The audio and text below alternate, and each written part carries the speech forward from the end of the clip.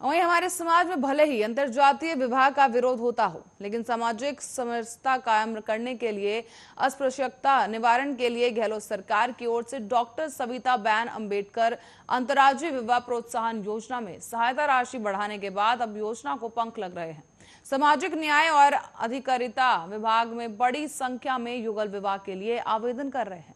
Corona संकट भी युगलों को विवाह करने से रोक नहीं सका। कोरोना काल में भी 90 युगलों ने सरकार की गाइडलाइन के तहत अंतरजातीय विवाह किया है। योजना के तहत पिछले साल सरकार ने 33 करोड़ 55 लाख और मौजूदा साल में 4 करोड़ 50 लाख रुपए की आर्थिक सहायता प्रदान की है। सामाजिक न्याय और अधिकारिता विभाग की ओर से संचालित इस अंतरजातीय विवाह प्रोत्साहन योजना के तहत राज्य सरकार 5 लाख की आर्थिक राशि जो है सहायता के तौर पर प्रदान करती है और इनमें से 3,75,000 रुपए राज्य सरकार और 1,25,000 रुपए केंद्र सरकार प्रदान करती है। साल 2013 से पहले प्रोत्साहन राशि महज 50,000 रुपए थी। इसी के साथ ही बता दें कि इसके बाद अब राज्य सरकार ने अंतरजातीय विवाह को बढ़ावा देने के लिए प्रोत्साहन राशि 5 लाख रुपए तय कर दी है। अंतरजातीय विवाह करने के मामले में राजस्थान में अजमेर, कोटा, श्रीगंगानगर, जयपुर और अलवर टॉप 5 जिलों में शामिल है।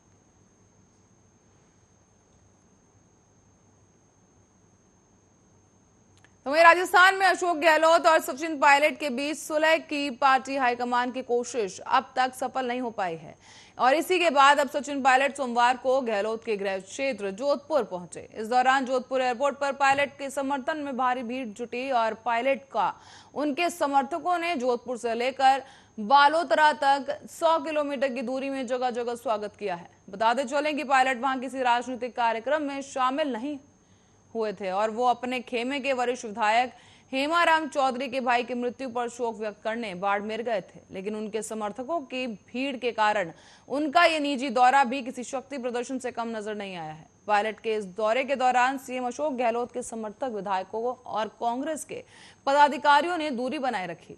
इसके चलते यहां भी पार्टी पूरे खेमे में बटी हुई नजर आई।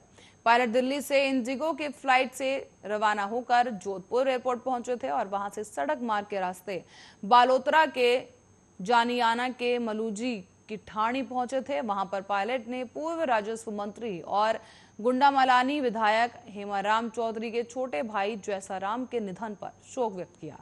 इस दौरान पायलट के साथ लाड़नू विधायक मुकेश भांकर, पर्वतसा विधायक रामनिवास गावड़िया और पीसीसी उपाध्यक्ष राजेंद्र चौधरी भी मौजूद रहे। बढ़ी अगली खबर की ओर, जो सुप्रीम कोर्ट ने अदालत परिसरों में सुरक्षा व्यवस्था पुख्ता करने और जजों की सुरक्षा के मामले में राज्य सरकार को जवाब दाखिले के लिए एक और मौका दिया है। लेकिन राजस्थान में कोर्ट परिसरों की सुरक्षा की फाइल करीब 1.5 साल से पेंडुलम बनी हुई है। फाइल सरकारी दफ्तरों के चक्कर लगा रही है और जजों कोर्टों की सुरक्षा भगवान भरोसे है। पुलिस महकमा सिक्योरिटी देने के लिए संसाधन और मैन पावर मांग रहा है, तो वहीं सरकार कभी देने से इनकार कर रही है तो कभी बजट सत्र के दौरान मंजूरी देने का तर्क दे रही है। प्रदेश में आम जनता को सुरक्षित और भयमुक्त वातावरण देने के सरकार दावे कर रही है, लेकिन दावा ही दावा है पर पुख्ता सुरक्षा व्यवस्था देने का। लेकिन जिन जगहों पर रोजाना अपराधियों की आम दफरत है वहां पर वो जगह ही महफूज नहीं है। बता दें कि इसके साथ ही प्रदेश की कोर्ट परिसरों की सुरक्षा के लिए पुलिस महकमा लगातार इंतजाम की मांग कर रहा है, लेकिन 1.5 साल से सिक्योरिटी की ये फाइल दबी हुई है। बदमाशों को पेशी के लिए जेल से कोर्ट लाया जाता है।